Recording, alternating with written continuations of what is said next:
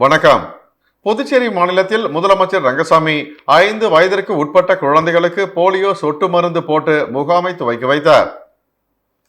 புதுச்சேரி மாநிலத்தில் மத்திய அரசின் வழிகாட்டுதலின்படி 5 வயதிற்கு உட்பட்ட 81,334 குழந்தைகளுக்கு போலியோ சொட்டு மருந்து முகாம் இன்று நடைபெற்றது. இதில் புதுச்சேரியில் 63,853 குழந்தைகள், காரைக்காலில் 12,257 குழந்தைகள், மாஹேவில் 1,685 குழந்தைகளும், ஏனாமில் 3,539 குழந்தைகளுக்கும் போலியோ சொட்டு மருந்து போடப்பட்டது. இந்நிலையில் புதுச்சேரி கதிர்காமத்தில் உள்ள அரசு பள்ளியில் முதலமைச்சர் ரங்கசாமி கலந்து கொண்டு குழந்தைகளுக்கு போலியோ சொட்டு மருந்து போட்டு முகாமினை துவக்கி வைத்தார். மேலும் புதுச்சேரியில் உள்ள மருத்துவக் கல்லூரி, ராஜீவ்காந்தி அரசு பெண்கள் மற்றும் குழந்தைகள் மருத்துவமனை, ஆரம்ப சுகாதார நிலையங்கள், சமுதாய நலக்கூடங்கள், அங்கன்வாடி மையங்கள் ஆகியவற்றில் சொட்டு மருந்து போடப்பட்டது. இது மட்டுமல்லாமல் புதுச்சேரி பேருந்து நிலையம், ரயில் நிலையம் உள்ளிட்ட மக்கள் கூடும் இடங்களிலும் சொட்டு மருந்து போடப்பட்டது. அதன்படி புதுச்சேரி மாநிலத்தில் 455 மையங்களில் 877 குழுக்களை கொண்டு போலியோ சொட்டு மருந்து முகாம் அமைக்கப்பட்டிருந்தது குறிப்பிடத்தக்கது. புதுச்சேரி மாநிலத்தில் நடைபெற்ற போலியோ சொட்டு மருந்து முகாமில் 5 வயதிற்கு உட்பட்ட குழந்தைகளுக்கு போலியோ சொட்டு மருந்து போடப்பட்டது. புதுச்சேரி மாநிலத்தில் மத்திய அரசின் வழிகாட்டுதலின்படி 5 வயதிற்கு உட்பட்ட 81,334 குழந்தைகளுக்கு போலியோ சொட்டு மருந்து முகாம் இன்று நடைபெற்றது. இதில் புதுச்சேரியில் 63,853 குழந்தைகளுக்கும், காரைக்காலில் 12,257 குழந்தைகளுக்கும், மாஹேயில் 1,675 குழந்தைகளுக்கும், ஏனாமில் 3,539 குழந்தைகளுக்கும் போலியோ சொட்டு மருந்து வழங்கப்பட்டது. புதுச்சேரியில் உள்ள மருத்துவக் கல்லூரி, ராஜீவ்காந்தி அரசு பெண்கள் மற்றும் குழந்தைகள் மருத்துவமனை, ஆரம்ப சுகாதார நிலையங்கள், சமுதாய நலக்கூடங்கள், அங்கன்வாடி மையங்கள் ஆகியவற்றில் சொட்டு மருந்து போடப்பட்டது. இது மட்டுமல்லாமல் புதுச்சேரி பேருந்து நிலையம், ரயில் நிலையம் உள்ளிட்ட மக்கள் கூடும் இடங்களிலும் சொட்டு மருந்து போடப்பட்டது. அதன்படி புதுச்சேரி மாநிலத்தில் 455 மையங்களில் 877 குழுக்களை கொண்டு போலியோ சொட்டு மருந்து முகாம் அமைக்கப்பட்டிருந்தது. ஏராளமான பெற்றோர்கள் தங்களது குழந்தைகளை அழைத்து வந்து போலியோ சொட்டு மருந்து போட்டு சென்றனர். திண்டிவனம் நகரத்தில் பாதாள சாக்கடை பணி அலட்சியமாக நடைபெறுவதால் வாகனங்கள் பள்ளத்தில் சிக்கும் நிலையில் பாதுகாப்புடன் பணி மேற்கொள்ள பொதுமக்கள் கோரிக்கை விடுத்துள்ளனர். விழுப்புரம் மாவட்டம் திண்டிவனம் ராஜாஜி சாலையில் சென்னையில் இருந்து திருவண்ணாமலை நோக்கி சென்ற அரசு பேருந்து அந்த பகுதியில் பாதாள சாக்கடை பணிக்காக தோண்டப்பட்ட பள்ளம் சரிவர மூடப்படாததால் அதில் சிக்கி கவிழ்ந்து விபத்துக்கு உள்ளானது. இந்த விபத்தில் பயணம் செய்த 50க்கும் மேற்பட்ட பயணிகள் சிறு சிறு காயங்களுடன் அதிர்ஷ்டவசமாக உயிர் தப்பினர். இந்த விபத்து நடந்த சுமார் 200 மீட்டர் தொலைவில் பெண்ணாடத்தில் இருந்து திண்டிவனத்திற்கு சிமெண்ட் லோடு ஏற்றி வந்த லாரி இதே போன்று பாதாள சாக்கடைக்காக தோண்டப்பட்ட பள்ளம் சரிவர மூடப்படாததால் பள்ளத்தில் சிக்கி விபத்துக்குள்ளானது. தொடர்ந்து நகராட்சி பகுதிகளில் அலட்சிய போக்குடன் நடைபெற்று வரும் பாதாள சாக்கடை பணியால் வாகனங்கள் பள்ளத்தில் சிக்குவது தொடர்கதையாக நடந்து வருகிறது. பொதுமக்கள் நலனில் அக்கறை கொண்டு உரிய பாதுகாப்புடனும் கவனத்துடனும் பாதாள சாக்கடை பணியானது நடைபெற வேண்டும் என கோரிக்கை எழுந்துள்ளது. புதுச்சேரியை சேர்ந்த 25 வயது பெண்ணின் புகைப்படத்தை லோகோண்டோ இணையதளத்தில் கால் கேர்ள் என்று பதிவு செய்த நபரை சைபர் கிரைம் போலீசார் கைது செய்தனர். புதுச்சேரியை சேர்ந்த 25 வயது பெண்ணின் புகைப்படத்தை லோகோண்டோ இணையதளத்தில் கால் கேர்ள் என்று பதிவு செய்யப்பட்டது சம்பந்தமாக அந்த பெண் அளித்த புகாரின் அடிப்படையில் வழக்கு பதிவு செய்து விசாரணை செய்ததில் காரைக்குடியை சேர்ந்த பிரபாகரன் என்பவரை புதுச்சேரி சைபர் கிரைம் ஆய்வாளர் தியாகராஜன் மற்றும் காவலர்கள் மணிமொழி, அருண்குமார், அரவிந்தன் ஆகியோர்கள் கைது செய்து தலைமை குற்றவியல் நீதிபதி மோகன் அவர்கள் முன் ஆஜர்படுத்தி மத்திய சிறைச்சாலையில் அடைத்தனர். தொடர்ந்து நடைபெற்ற வழக்கு விசாரணையில் புதுச்சேரிக்கு சுற்றுலா வரும் ஆண்கள் லோகோண்டோ வெப்சைட்டில் பாண்டிச்சேரி கால் கேர்ள்ஸ் என்று தேடி அதில் உள்ள புகைப்படத்தை தேர்வு செய்து தொடர்பு கொண்டு பணத்தை கட்டி ஏமாந்து உள்ளது தெரிய வந்துள்ளது. இந்த சம்பவம் பற்றி புதுச்சேரி இணையவழி காவல் கண்காணிப்பாளர் பாஸ்கரன் அவர்கள் பெண்கள் மற்றும் கல்லூரி மாணவிகளுக்கு எச்சரிக்கை விடுத்து கூறுகையில், இன்ஸ்டாகிராம், ஃபேஸ்புக் மற்றும் சமூக வலைதளங்களில் அனைவரும் பார்க்கும் விதமாக தங்களது புகைப்படத்தை பதிவிட வேண்டாம். மேலும் உங்களுடைய புகைப்படத்தை திருடி லோகோண்டோ இணையதளம் போன்ற பல இணையதளங்களில் இணைய வழி குற்றவாளிகள் தவறாக பதிவிடுவார்கள். ஆகையால் பெண்கள் மற்றும் கல்லூரி மாணவிகள் எச்சரிக்கையுடன் இருக்க வேண்டும் என்று கூறினார். ஏனாமிலிருந்து 5 மூத்த செவிலிய அதிகாரிகள் புதுச்சேரிக்கு இடமாற்றம் செய்யப்பட்டுள்ளனர். ஏனாம் அரசு பொது மருத்துவமனையில் பணியாற்றி வரும் 5 மூத்த செவிலிய அதிகாரிகள் புதுச்சேரிக்கு இடமாற்றம் செய்யப்பட்டுள்ளனர். அதன்படி ஏனாம் அரசு பொது மருத்துவமனையில் பணியாற்றி வரும் மூத்த செவிலிய அதிகாரிகள் பொன்மகள், சாந்தி, வள்ளி ஆகியோர் புதுவை அரசு பொது மருத்துவமனைக்கும், மூத்த செவிலிய அதிகாரி மாயவன்கலா புதுச்சேரி இஎஸ்ஐ மருத்துவமனைக்கும், மூத்த செவிலிய அதிகாரி அம்சா பெருமாள் புதுச்சேரி மார்பு நோய் மருத்துவமனைக்கும் மாற்றப்பட்டுள்ளனர். இடமாற்றம் செய்யப்பட்ட மூத்த செவிலிய அதிகாரிகள் புதிய பணியில் சேரும் வகையில் உடனடியாக அவர்களை பணியில் இருந்து விடுவிக்க வேண்டும் என சம்பந்தப்பட்ட மருத்துவமனை கண்காணிப்பாளர்களுக்கு சுகாதாரத்துறை இயக்குனர் ஸ்ரீராமுலு உத்தரவு பிறப்பித்துள்ளார். பாண்டிச்சேரி பல்கலைக்கழக கருத்தரங்கில் முத்து படத்தின் பாடலை ஜப்பானிய அதிகாரி பாடி அசத்தியுள்ளார்.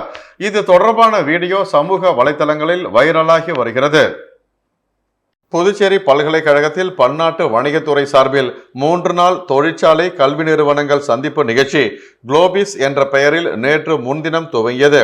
இதன் சிறப்பு அமர்வில் ஜப்பான் நாட்டு டெட்ரோ நிறுவனத்தின் முன்னாள் பொது மேலாளர் கோபு கிசேன் பங்கேற்றார். ஜப்பான், இந்தியா நாடுகளின் வர்த்தகம், சூழல் தொடர்பாக வல்லுநர்களுடன் ஆங்கிலத்தில் கலந்துரையாடினார். நிர்வாக கோபிகு பேசும்போது, தமிழ் எனக்கு பிடித்த மொழி, எனக்கு நன்றாகவே தமிழ் தெரியும், தமிழ் சினிமா பாடலும் பாடுவேன், மேலும் எனக்கு தமிழ் படங்களை பிடிக்கும், குறிப்பாக ரஜினி படங்கள் பிடிக்கும் என்று பேசினார். தொடர்ந்து நடிகர் ரஜினிகாந்த் நடித்த முத்து திரைப்படத்திலிருந்து ஒருவன் ஒருவன் முதலாளி, உலகில் மற்றவன் தொழிலாளி, விதியை நினைப்பவன் ஏமாளி, அதை வென்று முடிப்பவன் அறிவாளி எனும் ஒரு பாடலையும் பாடி அசத்தினார். அவர் தமிழில் பாட்டு பாடியதை கேட்டு அரங்கத்தில் இருந்தவர்கள் அனைவரும் கைத்தட்டி ஆரவாரம் செய்தனர். இதற்கிடையே அவர் பாடிய வீடியோ சமூக வலைதளங்களில் வைரலாகி வருகிறது. திண்டிவனம் அரசு பொது மருத்துவமனையில் தமிழக முதலமைச்சரின் பிறந்த நாளை முன்னிட்டு மார்ச் 1ஆம் தேதி பிறந்த குழந்தைகளுக்கு தங்க மோதிரத்தை அமைச்சர் செஞ்சி மஸ்தான் வழங்கினார். தமிழக முதலமைச்சர் மு.க. ஸ்டாலின் பிறந்த நாளை முன்னிட்டு திமுக நிர்வாகிகள் பல்வேறு நலத்திட்ட உதவிகளை வழங்கி வருகின்றனர். இதன் ஒரு பகுதியாக விழுப்புரம் மாவட்டம் திண்டிவனம் அரசு பொது மருத்துவமனையில் முதலமைச்சர் பிறந்த நாளான மார்ச் 1ஆம் தேதி பிறந்த குழந்தைகளுக்கு விழுப்புரம் வடக்கு மாவட்ட திமுக விளையாட்டு மேம்பாட்டு அணி அமைப்பாளர் சந்திரன் ஏற்பாட்டில் 4 குழந்தைகளுக்கு தலா 1 கிராம் என 4 கிராம் தங்க மோதிரத்தை அமைச்சர் செஞ்சி மஸ்தான் வழங்கினார். மேலும் சிகிச்சை பெற்று வரும் நோயாளிகள் சுமார் 100க்கும் மேற்பட்டோருக்கு நலத்திட்ட உதவிகளையும் அமைச்சர் மஸ்தான் வழங்கினார். காரைக்கால் அம்பகரத்தூர் தனியார் பள்ளி 3ஆம் வகுப்பு மாணவன் 1 மணி நேரம் ஏகபாத ஆசனத்தில் அமர்ந்து சாதனை படைத்துள்ளார். காரைக்கால் மாவட்டம் அம்பகரத்தூர் பகுதியில் அமைந்துள்ள தனியார் பள்ளியின் 19வது ஆண்டு விழா இன்று நடைபெற்றது. இந்த ஆண்டு விழாவில் வழக்கம் போல ஆண்டறிக்கை, மாணவர்களின் கலை நிகழ்ச்சிகள், போட்டிகளில் பங்கு பெற்ற மாணவர்களுக்கான பரிசுகள் என அனைத்தும் வழக்கம் போல இருந்தாலும் புதிய முயற்சியாக மாணவர்களுக்கு யோகா பயிற்சி குறித்த விழிப்புணர்வு ஏற்படுத்தும் வகையில் அந்த பள்ளியில் 3ஆம் வகுப்பு படிக்கும் 8 வயது நிரம்பிய ஸ்ரீ சரண் என்ற மாணவன் ஏகபாத ஆசனத்தில் நிகழ்ச்சி தொடங்கியதிலிருந்து கலை நிகழ்ச்சிகள் நடைபெறும் வரையில் சுமார் 1 மணி நேரம் அமர்ந்து சாதனை படைத்தார். சாதனையை பாராட்டும் வகையில் பள்ளி நிர்வாகம் சார்பில் அவருக்கு சால்வை அணிவித்தும் நினைவு பரிசு வழங்கியும் கௌரவிக்கப்பட்டது. திண்டிவனத்தில் அதிமுக பாமகவினர் மோதிக்கொண்டதால் பரபரப்பு ஏற்பட்டது. விழுப்புரம் மாவட்டம் திண்டிவனம் நகராட்சி 9வது வார்டு பகுதியில் தூய்மை பாரத இயக்கம் திட்டத்தின் கீழ் 36.28 லட்சம் ரூபாய் மதிப்பீட்டில் கட்டி முடிக்கப்பட்டுள்ள பொது கழிப்பிடத்தை 6 மாதங்களாகியும் இதுவரை திறக்கப்படவில்லை. இன்னும் 3 நாட்களில் திறக்கவில்லை என்றால் 4ஆம் நாள் பாமகவினர் திறந்து வைப்பார்கள் என திண்டிவனம் பாமக நகர செயலாளர் ராஜேஷ் சமூக வலைதளங்களில் பதிவிட்டிருந்தார். அந்த பதிவில் 9வது வார்டு என்று குறிப்பிடாமல் வார்டு எண் 12 என்று தவறாக குறிப்பிட்டு பதிவிட்டதாக கூறப்படுகிறது. இந்நிலையில் 12வது வார்டை சேர்ந்த அதிமுக கவுன்சிலர் சரவணன் மற்றும் அவரது உறவினர்கள் வாட்ஸ்அப் குழுவில் பாமகவினரிடம் வாக்குவாதத்தில் ஈடுபட்டுள்ளனர்.